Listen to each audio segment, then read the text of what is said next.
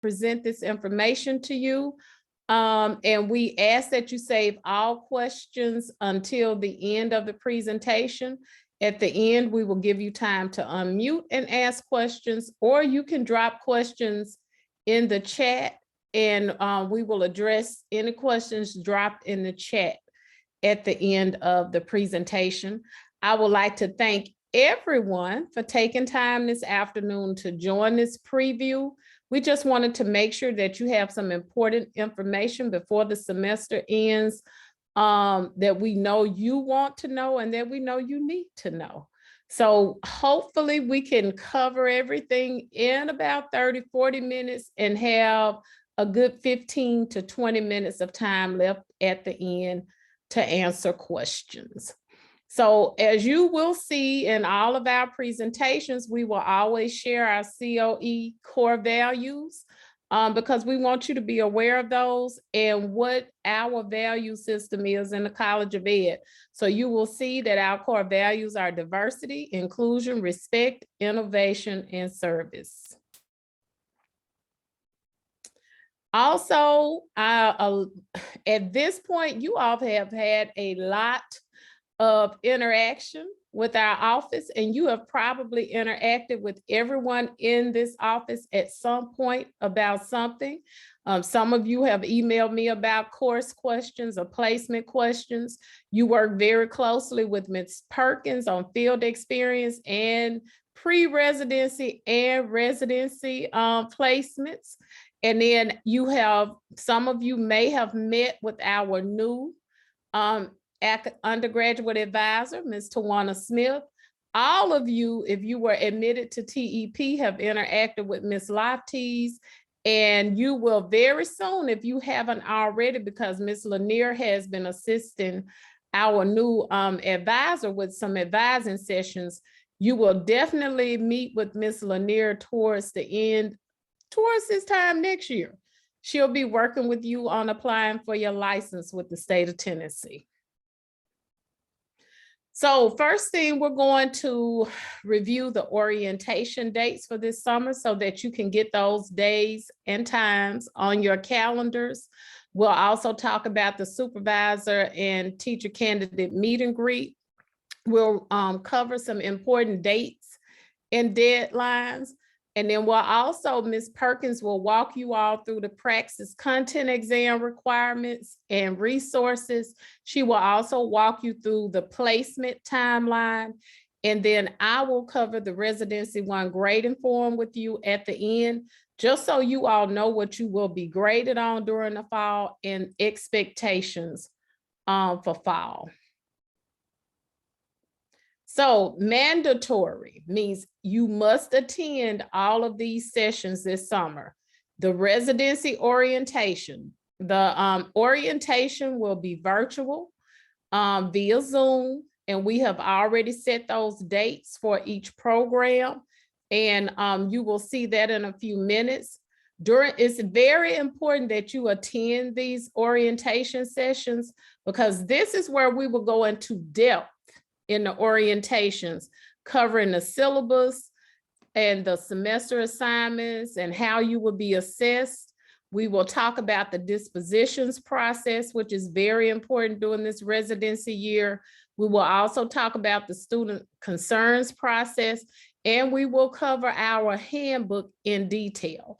And we will point out some specific things that are very important for you to be aware of during the residency year from the handbook. So we'll talk about the attendance policy. We will talk about expectations when you are in your classrooms. We'll talk about the program-specific infographic, which has all the information you need for the residency year in one place. So it is so important for you all to print those and keep them somewhere close to you in a notebook, in your plan, or whatever you keep. That is a very important piece of information for you all to have with you. And then we'll also talk about important dates again in the handbook.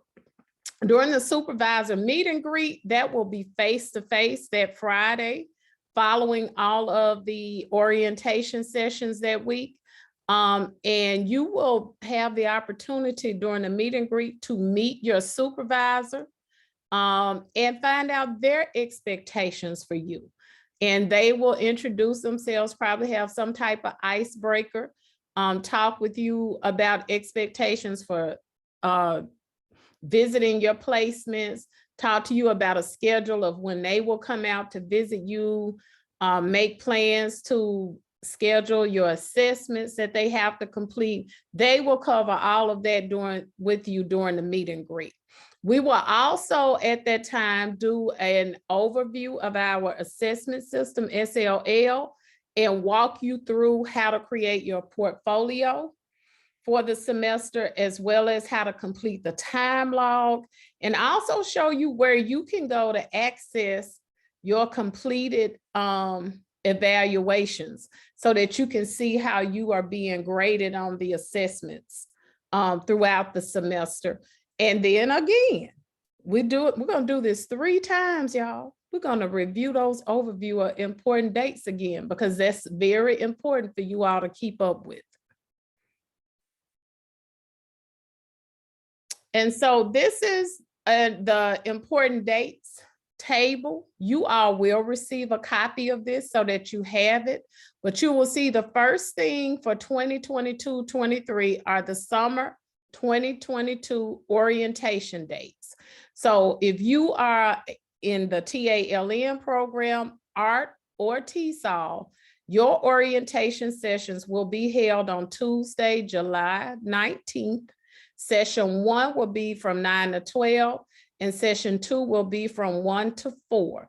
And you will receive a RSVP link from Ms. Perkins to sign up for the session that you want to attend. If you are a morning person, you can jump right in there during the 9 to 12. If you're more of an afternoon person, you can join us from 1 to 4, but you must join one of those sessions. Ms. Perkins will also make sure when she sends the RSVP, she will also send a follow-up email with the Zoom links so that you have access to be able to join the meetings.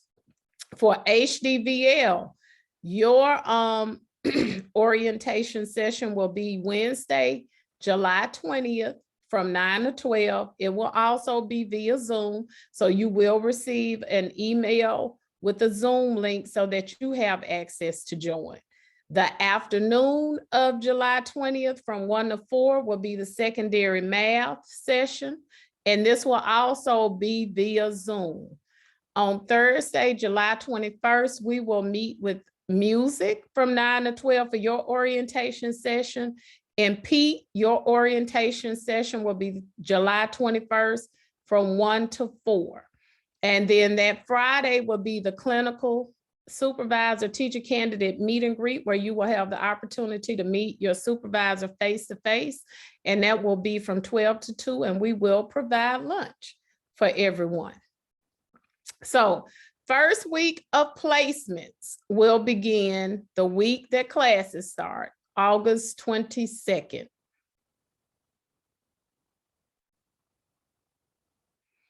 Okay, so these are in-service days, and we include these days because part of what we will ask you to do, and we'll talk about it more in a little bit, is that we want everyone to attend the very first day of school for your district so that you can see what happens on the first day of school and what are the processes and how the school open. We want you all to be able to see that.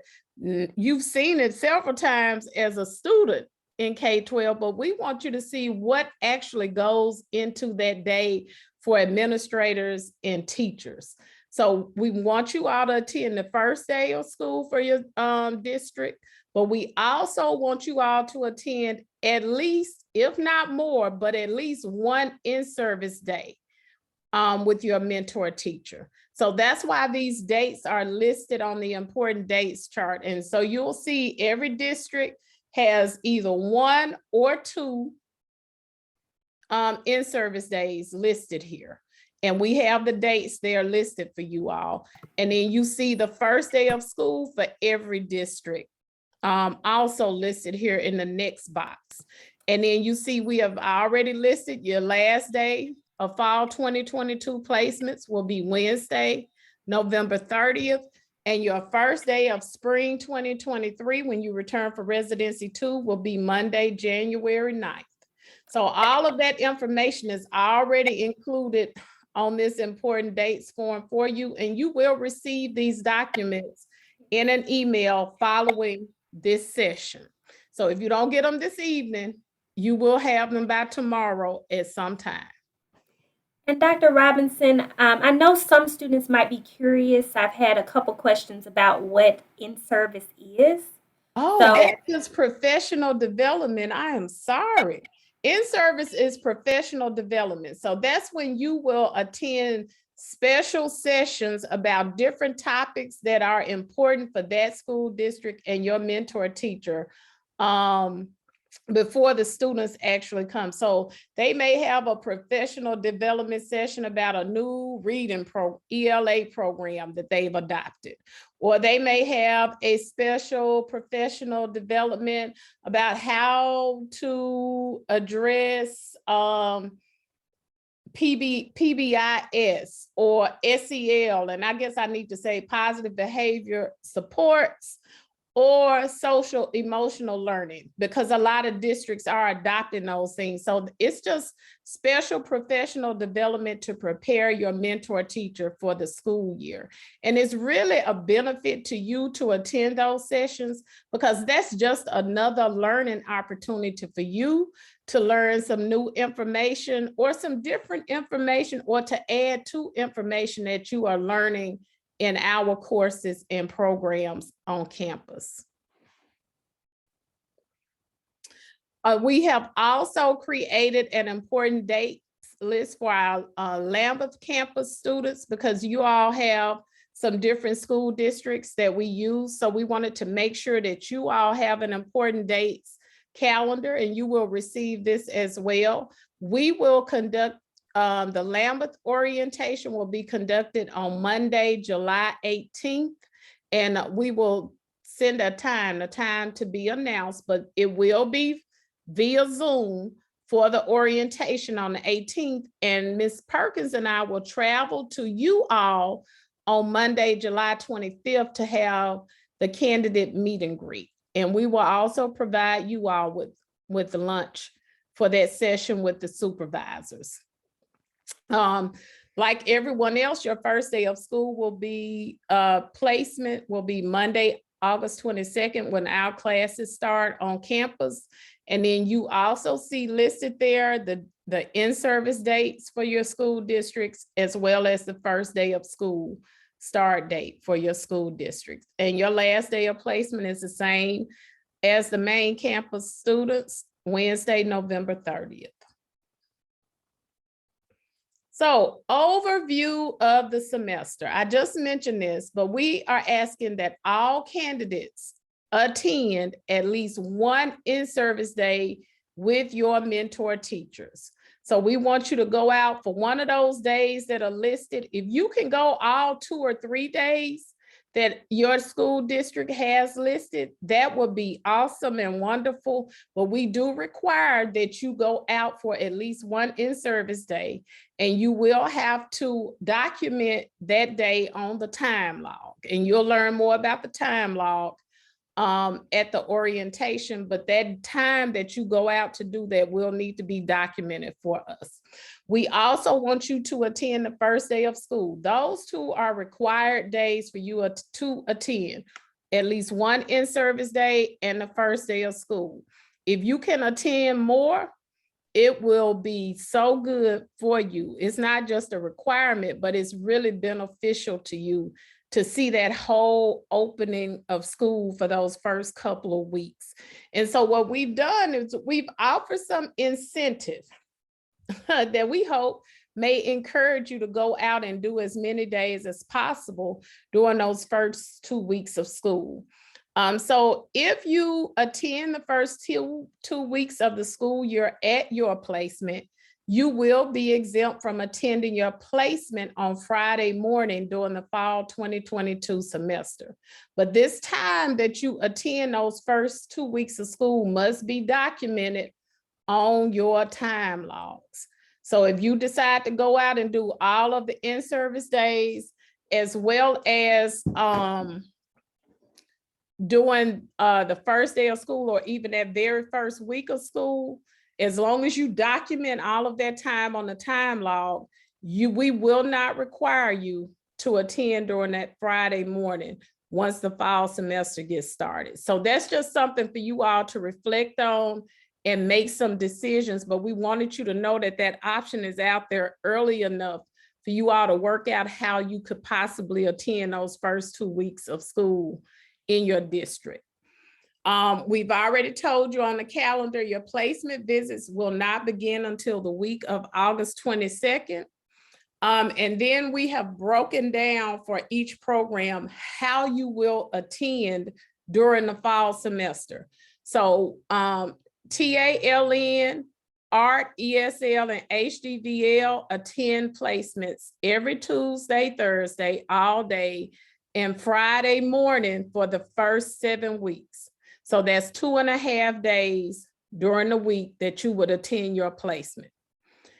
Once then after that first 7 weeks, TALN, Art, Early Childhood, and ESL will attend your placements Monday through Thursday all day and half day on Friday during the final 8 weeks. So that will be for those 4 programs. That is how you attend your placement. Music will attend their placements every Tuesday, Thursday for the entire fall semester.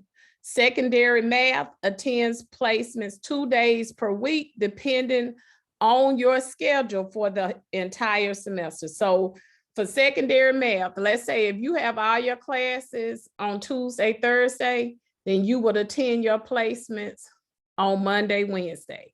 If you're taking all your classes on Monday, Wednesday, then you would attend your placement on Tuesday, Thursday. But you must attend your placements 2 days per week for the entire semester. And then for Pete, yours varies and builds as the semester moves on. So you may start out going 1 day per week, and then it may pick up and you're going 2 days per week. And then by the end of the semester, you should be attending 3 days per week, depending on your schedule as well. You will attend a seminar class each week. And the seminar class is where you will learn different information about classroom management, but you will also start learning about the EdTPA and what's involved with EdTPA and the different tasks and requirements. So that will be a big part of your seminar class. You will also go out during the fall semester and observe in other classrooms.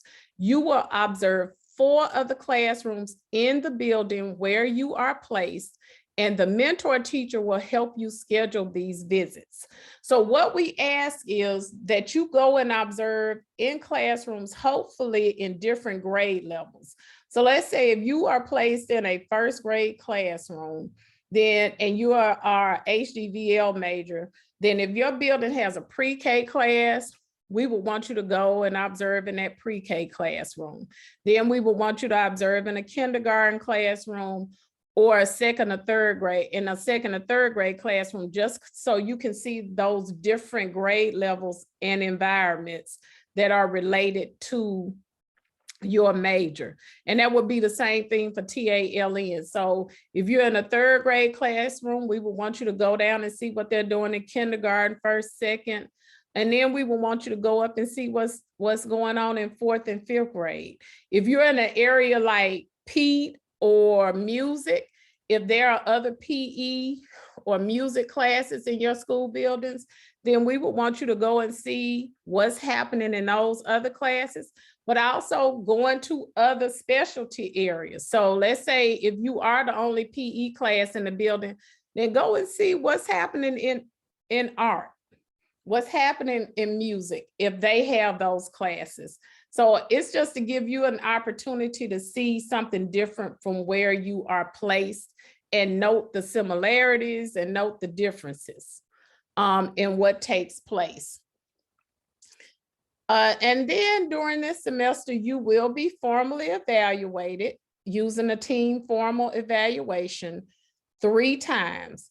The first evaluation will be a co-evaluation, and this is kind of like a practice run to get you ready for the other 2 evaluations. Your mentor teacher and your supervisor will observe you teaching a lesson at the same time. And then what they will do is provide feedback for you on that lesson that will prepare you for the next 2 evaluations that will be graded. So that co-evaluation is like that opportunity for you to get the jitters out, for you to ask questions about your lesson planning, for you to ask questions about, okay, what did I do well? What can I do better with the planning as well as the instructions? So that's your opportunity for you to get all the feedback you need so that when that mentor evaluates you and the supervisor evaluates you later, you are ready for those 2 that will be graded and go into the assessment system.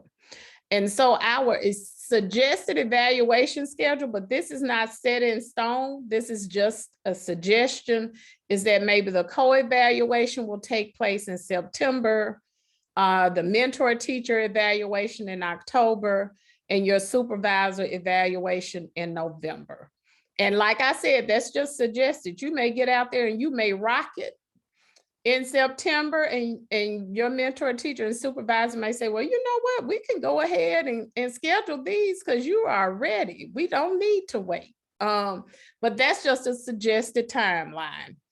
Also, you will have the educator's disposition assessment, the EDA, completed on you this semester and during the spring semester by your mentor teacher. And this is where your mentor teacher will assess you on how well you exhibit professional dispositions when you are in their classroom. And professional dispositions, and we'll talk about this in more detail, but just so you have an understanding, those are all those things that kind of show what's your attitude towards teaching and being an educator. Are you exhibiting a positive and enthusiastic attitude? Are you being professional? What does being professional mean? Being professional means I'm showing up for school every day when I'm supposed to. And not only am I showing up every day, I'm showing up on time and I'm prepared to work with the students and my mentor teacher.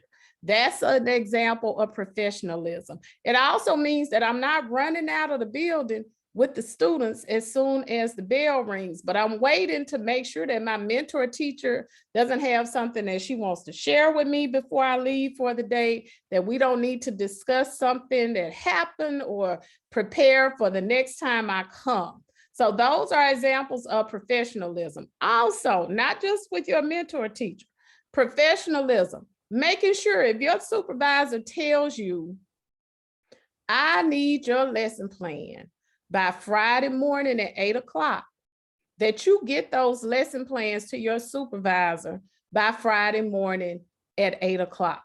If they say they want those plans uploaded to the portfolio by October 15th, they want everything in your portfolio ready to grade, then that means you have everything in there by October 15th for them. That is a part of professionalism, turning in assignments in a timely manner, being prepared, showing professionalism, having a positive and enthusiastic attitude, taking initiative. What does taking initiative mean? Not waiting for your mentor teacher to tell you every single thing to do in the classroom, but asking them, you know, I noticed that those papers have been sitting on the table for 2 days from the last time I came. Do you want me, if you have a grading key, I can go ahead and grade those for you. That's just taking the initiative. And I always caution you all with, take initiative, but don't take over, because teachers don't want you to take over their classroom either. So it's a fine line and a thin line, but they do take notice when you do take initiative and don't wait on them to tell you everything. Also, you will be required to attend the co-teaching workshop with your MT, with your mentor teacher in September. This workshop attendance is required. We will also have an orientation with your mentor teacher during the last week in August, just to review with them requirements, as well as making sure that they still remember about our assessment system and all the assessments. And so they'll have an orientation receiving the same information that we give to you. They will receive that same information in their orientation. And so now I am going to mute myself and Ms. Perkins will take over. All right, so hello everyone. I know that some of you all have a class to attend. Please remember that this session will be recorded. We will also address any questions in the chat at the end, as some of your questions might be answered by the presentation. So the first thing that I want to talk about are the Praxis exams. So many of you might have had to take the core, so you might be familiar with the Praxis. But what you have to take in your senior year and pass for licensure are the content area exams. So you must take and pass those exams by December 1st, 2022 to move into Residency 2. For those of you all who have to take multiple exams, for example, TALN or HDVL, there are some specific tests that you need to take by December 1st, and then you have a second deadline in February 15th to pass the remaining exams. ETS has a 28-day waiting period if you are unsuccessful on an exam. So let me tell you what that means. If I take an exam in May and I'm unsuccessful, yes, 2023. If I am unsuccessful on that exam, I have to wait a month before I'm able to retake the exam. So if you are thinking about taking your exams maybe sometime in August, that's going to be too late. You really are going to have to start to take these exams now. So what we're doing this year is that if you have not taken your first attempt at an exam, then you're going to have to meet with us in July. So by July, if you haven't taken that first attempt, then we're going to have some conversations so you can talk to us about your plan for being able to pass your test and move into Residency 2. You do not want to be unable to move into Residency 2 because you have to do those retakes. You want to make sure you start early. So I'm going to give you a guideline for how to do that.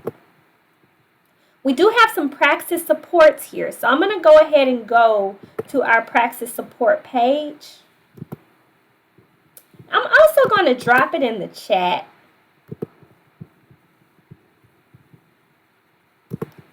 So if you all are able to, please go to that page. I encourage you all to do so.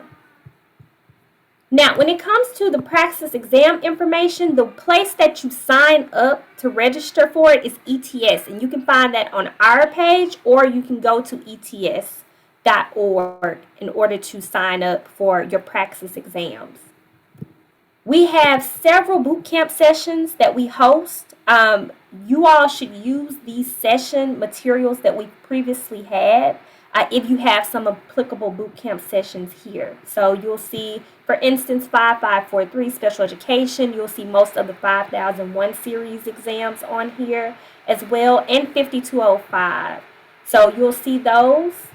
You also see some library resources. So we do actually have books that are available for a variety of the Praxis examinations. So please be sure to check out those books. Some of them are even ebooks. So just by signing in using your Memphis information, you're able to access that right there as a PDF. There's a system called 240 Tutoring. After you have a one-on-one with me, you'll be able to access that. 240 Tutoring does not have all of the exams, but it does have many exams.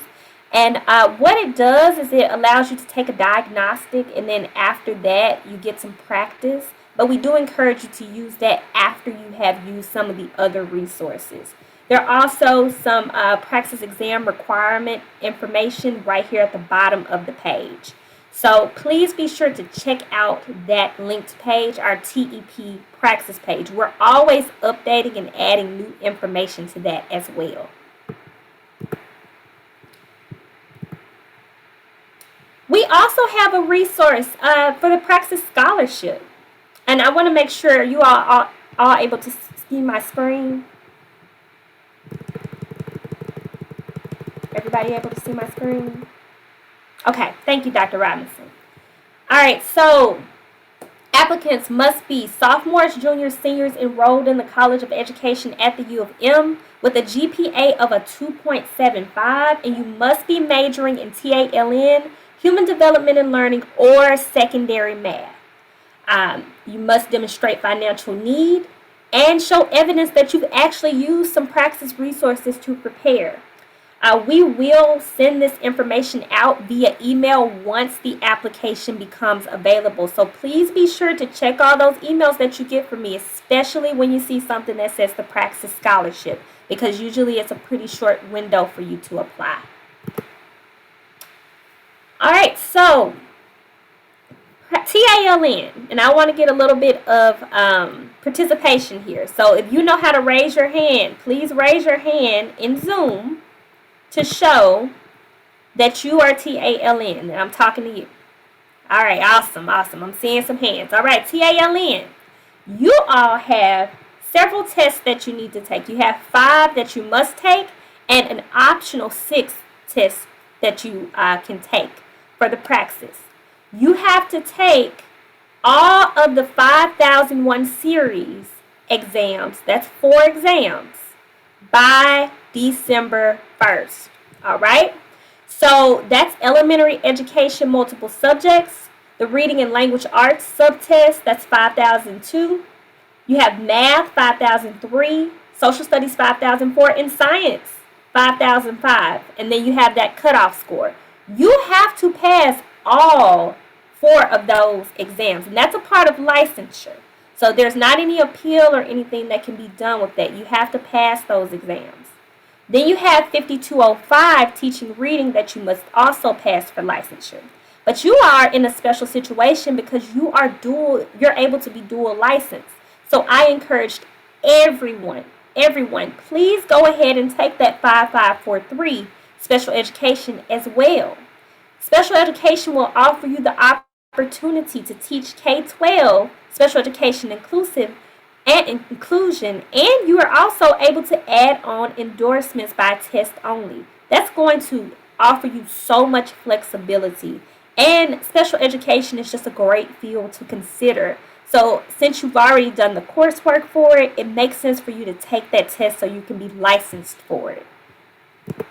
So let's talk about what that's going to look like for you. You want to either, this is option 1, take all of your 5001 series exams. So you can take all 4 of them by choosing 5001 when you register. All right? So take that, and then in June, you can retake whatever you might need to retake. And then in July, you can take the optional special education exam. And then if you still need to retake, if you need an additional time, then go ahead and retake July and August. And then take the teaching reading in August before you start your placement. All right, that is what I suggest for option 1. For option 2, if you know that you do not need to take all 4 of those tests together, you would just prefer to take them and spread them out a little bit, then you register for all of your examinations in April and then take reading and math in May. So you might take reading the 2nd week in May and math the 4th week in May.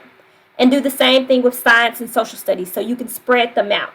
In July, you can take special education, which again is optional.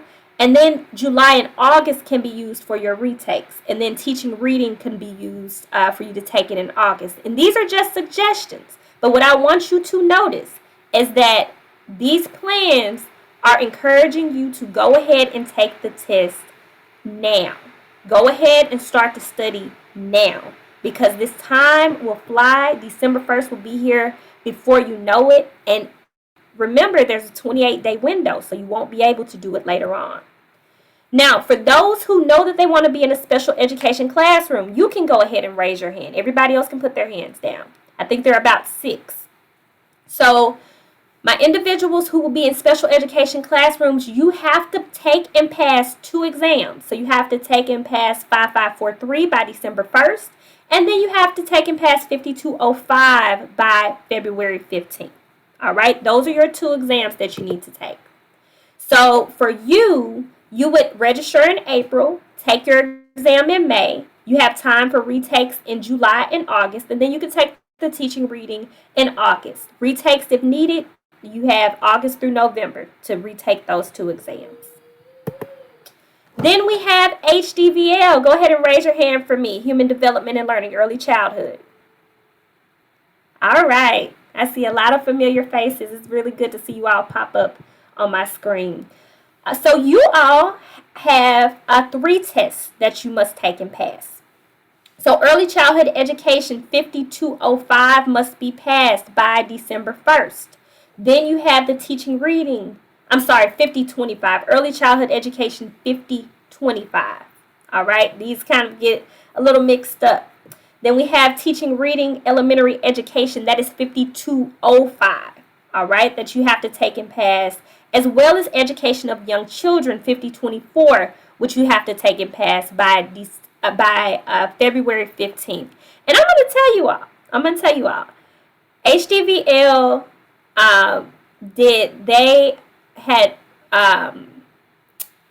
you all last year were able to take and pass those exams, and I started early.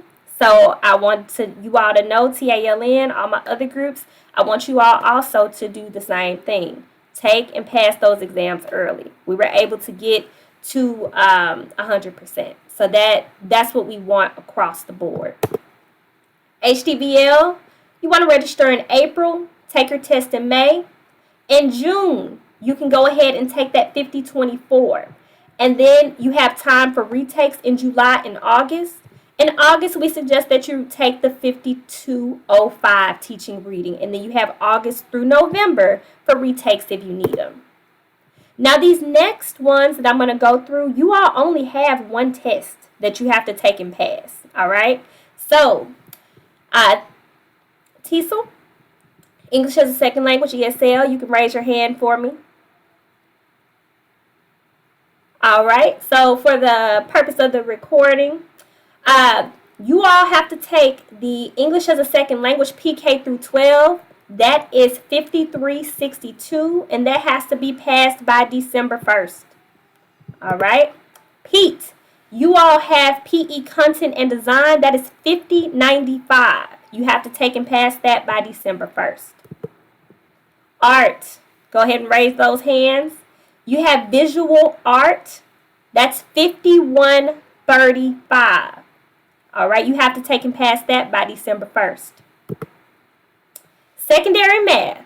My secondary math people, go ahead and raise your hands for me. You all have some options. So you all can take the Praxis exam, which is Math Content Knowledge 5161. Or you can take another type of exam. It's called the NES. So they have a series of exams. So you have the middle and secondary grades 6 through 10 that you can take. So you would only be licensed to teach 6 through 10. But it's been said that test might be easier, and most of the candidates that we've seen since they've made that change have taken both tests. They just take both tests because the tests tend to be difficult, and they figured out which one they prefer. So you can start this process early of doing that, or you can take secondary math 6 through 12. All right, and you get the same thing that you would get with the ETS 5161 Praxis exam. So plenty of options there for you. So whatever you do, you want to go ahead and register for your exams April 2022. Take your exam May 2022, and then you have plenty of time for retakes. That's for everyone, ESL, P, Art, and secondary math. What I'm getting at here, and what I'll continue to drive home, is that you need to start this process right now. Get with your friend groups, get with your cohort, work with them, make this a goal for you to have this done. So this is an example of a 3-week study plan. So you want to think about maybe 3 days a week 4 to 6 hours. So you can break that up however you want to. So that might be, 2 hours each day or so. I had a student who would do an hour and then she would go work out and then she would do another hour because she couldn't focus for 2 hours straight. However that works, you want to give that amount of time to your studies. You don't want to just go in blind and take the test and waste your money. You want to know where you are and study. So week 1, you're going to review the ETS study companion. On the ETS website, they have study companions that can help you to prepare. You want to highlight the information that you need to study, and you want to do their practice questions. They usually have about 15 to 20 solid practice questions that are from previous ETS exams. You can also, once you register, use the free ETS practice test. All right? You can use that free ETS practice test so that you can see where you are. You also want to review each question that you missed on the diagnostic. Write down the questions that you missed and the answers. You want, if you need more practice, you can use those LibGuide books, those library books that I talked about. You can use 240 Tutoring, and there are so many online resources. One of my favorite resources is YouTube. There's a woman named Dr. Kathleen Jasper who does so many different videos on Praxis. And then week 3, you need to retake whatever practice test you're going to retake and use those available resources and your question banks and review the questions you missed. It doesn't make sense for you to go through this practice test and then see what you missed in general and not really get into the patterns that you might notice among the questions that you missed. And if you need help doing those types of things, then I'm available for one-on-one sessions. All right, so the thing that you all, I'm sure, have been waiting on is the placement timeline. All right, so if you have been admitted to TEP and you have no more than 2 more courses to take, then your placement request has been made for you.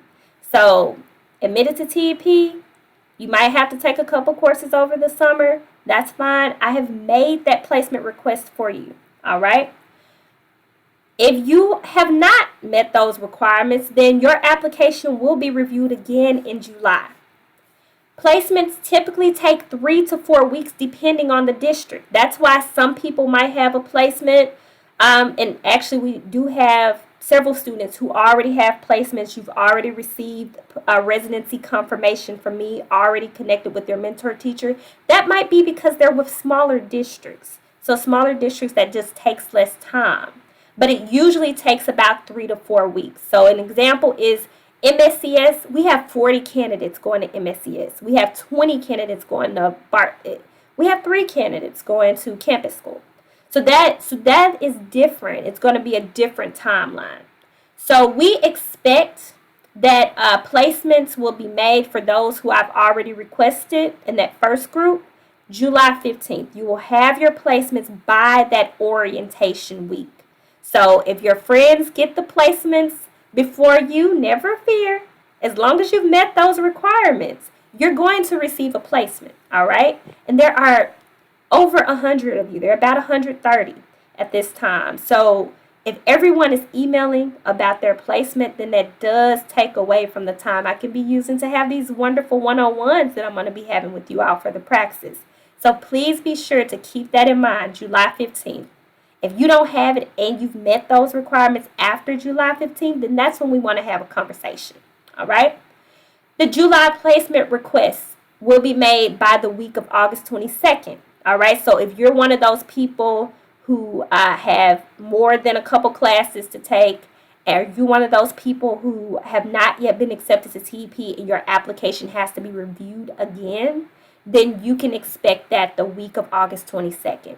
Primarily because that's going to be a smaller group, so it won't take as much time for us to fill those requests. If you will receive a residency placement confirmation email from me. So if you're wondering what will it look like, it will say residency placement confirmation. I'll say congratulations, this is where you've been placed. Reach out to your mentor teacher. Your friends, again, may receive their placements before you, but please keep these timelines in mind. That is very, very important. All right? Dr. Robinson? Oh, sorry, Dr. Robinson, you are muted. I'm going to stop share. That's what I was asking you because I said I need to share my screen.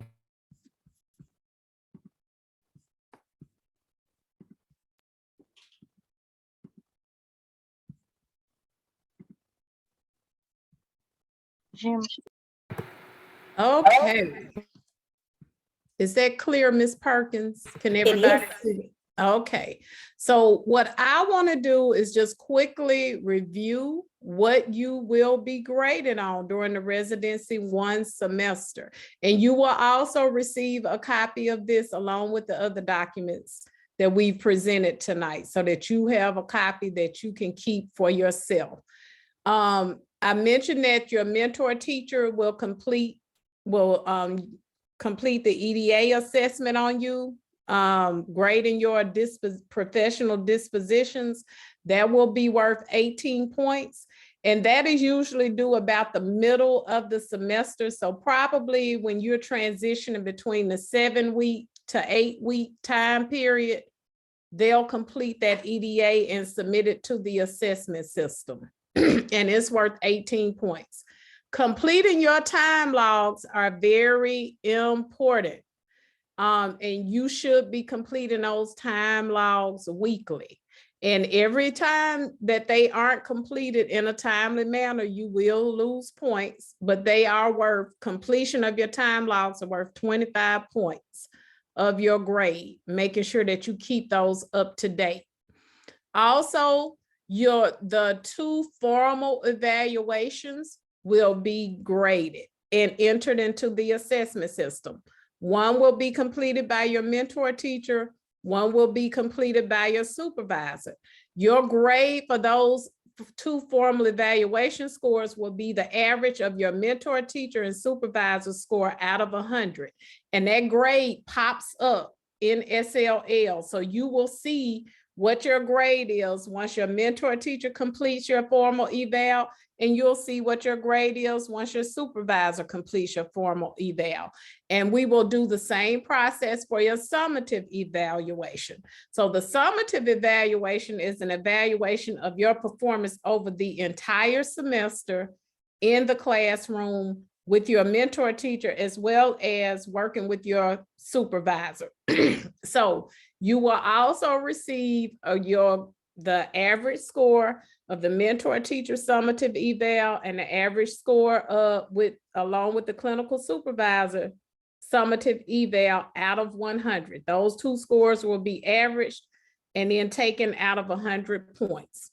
Your residency file, which is your portfolio, will be worth 100 points.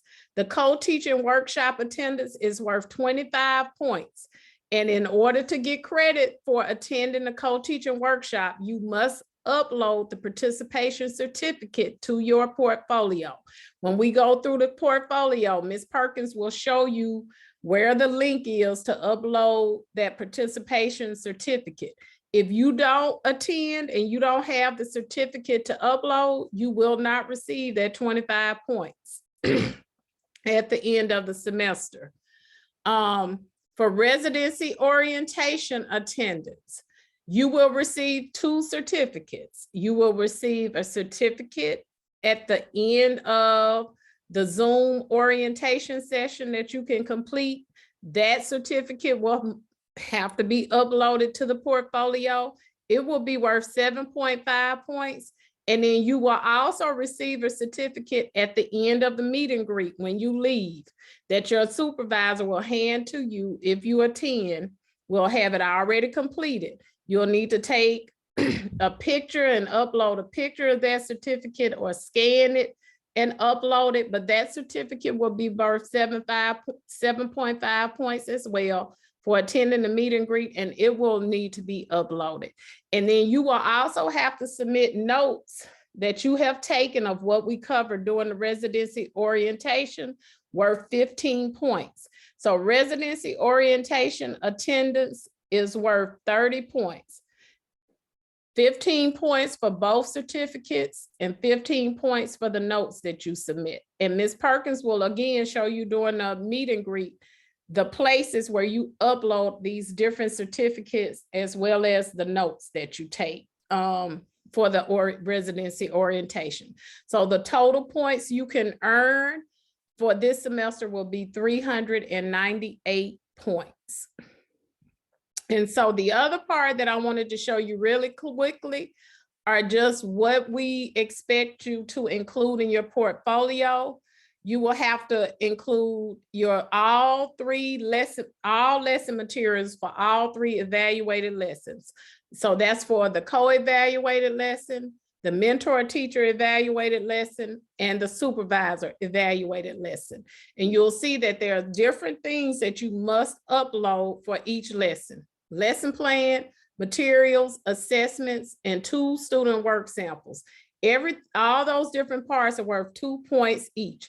If any part is missing, then you just will not receive those points in the point total.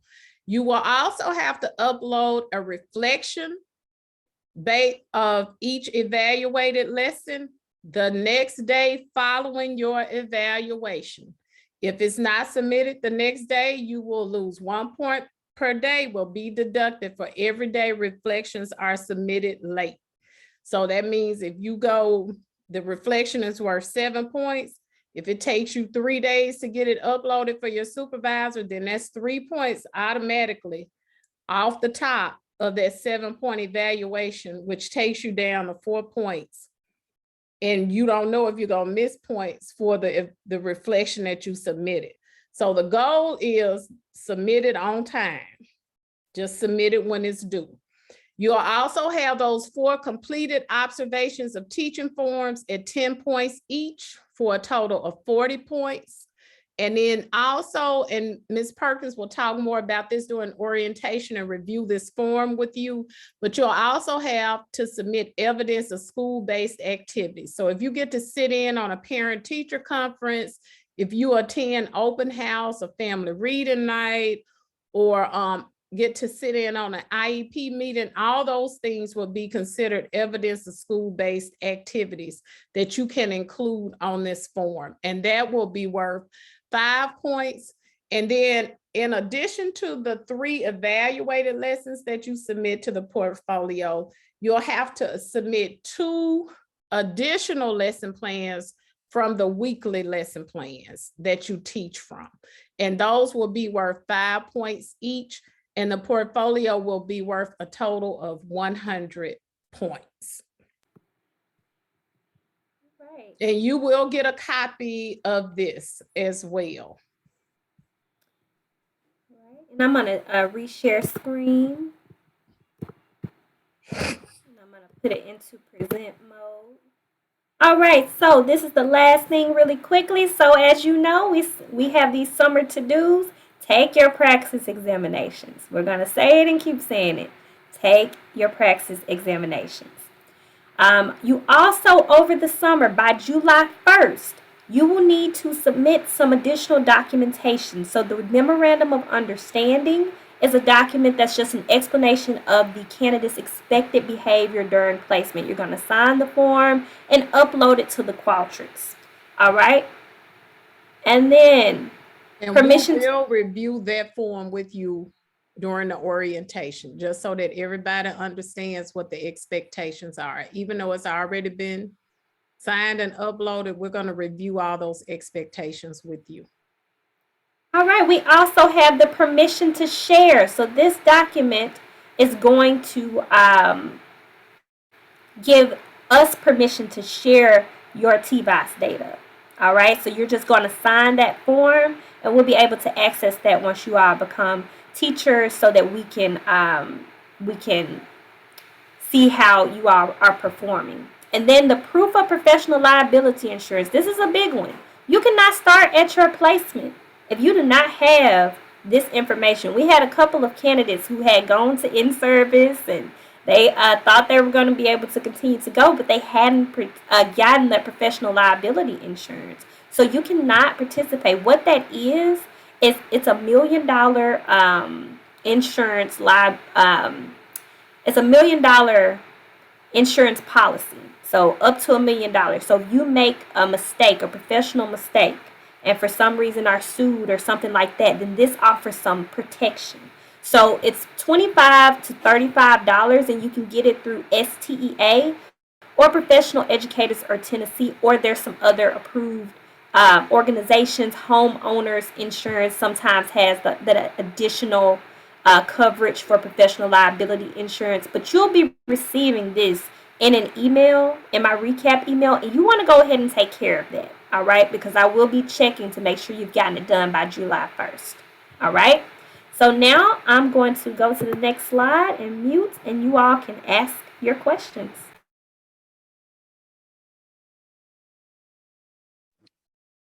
For the insurance, is that monthly? No, it's a one-time. So let's take STEA for instance.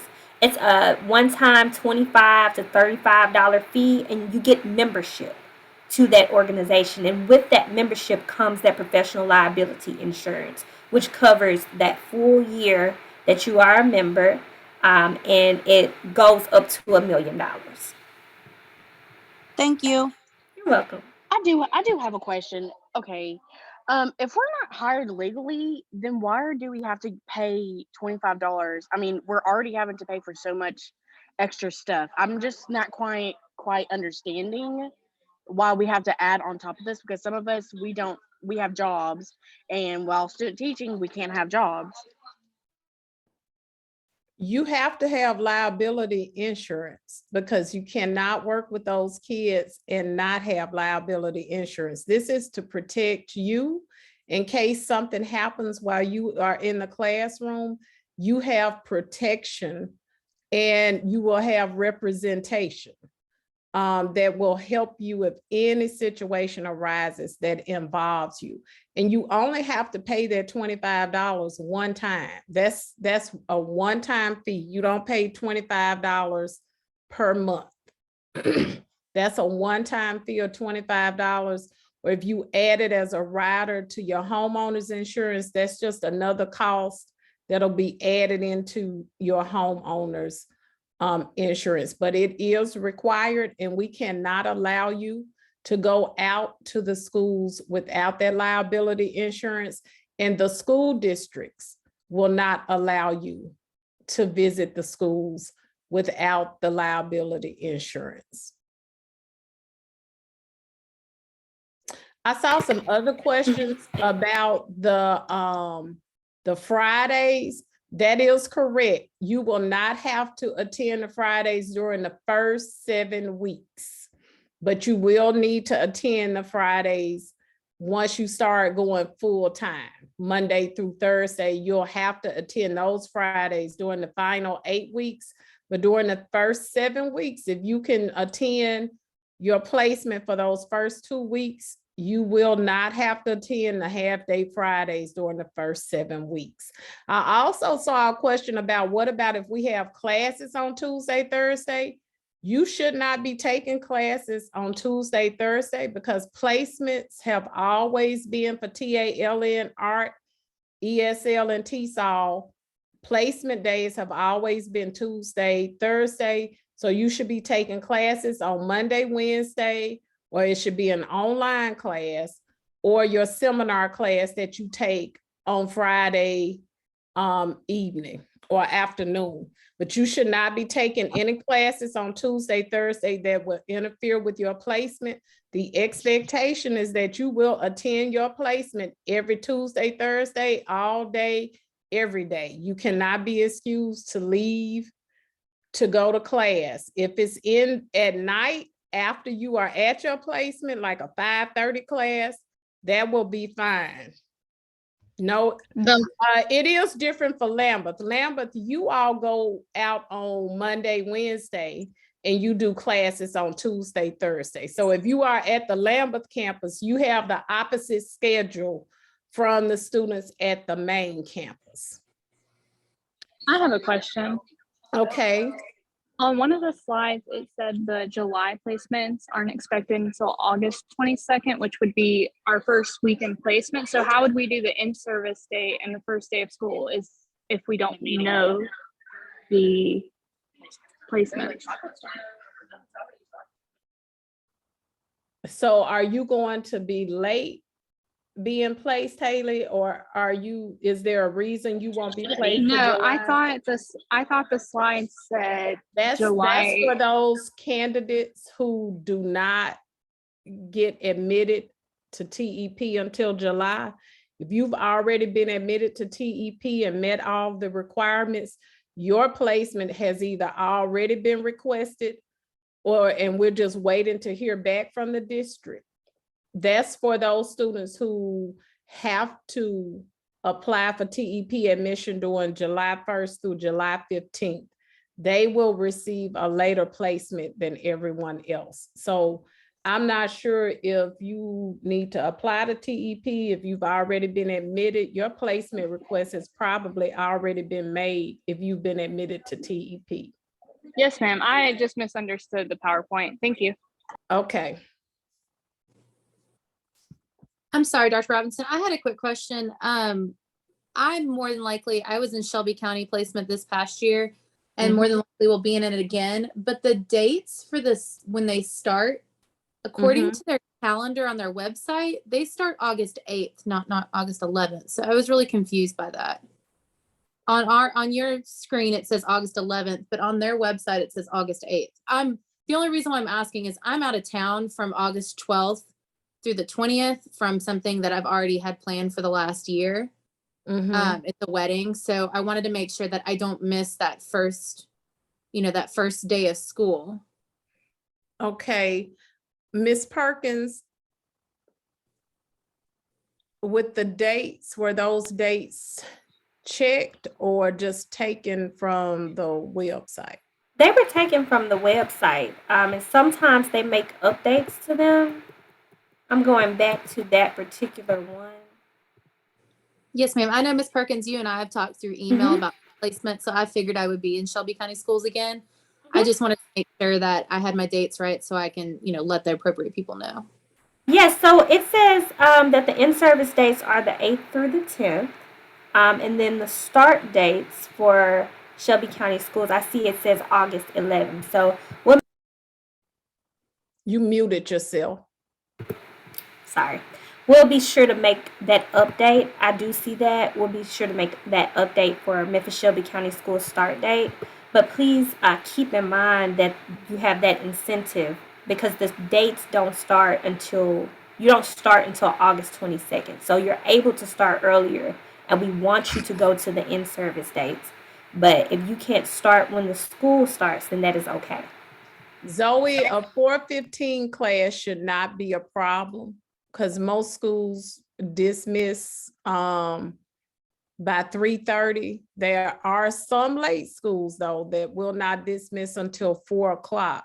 So that would be, if you happen to get placed at a late school, you would probably need to let your instructor know that you may be a few minutes late to class. But a 4:15 class should not be an issue. Okay, because a lot of us who are placed right now, we have to take analyze and teaching, and I was just making sure because I know that we had to get a permit from Miss Lanier or Lanier. Yeah, Lanier, and she pretty much said that wouldn't be a problem either. So I was just making sure in case I had to drop a class at all. Charlotte, we thank you, Zoe. You all should be okay in that 4:15 class. Charlotte, we aren't talking about residency 2 absences, so we'll talk about that and discuss it when we get there.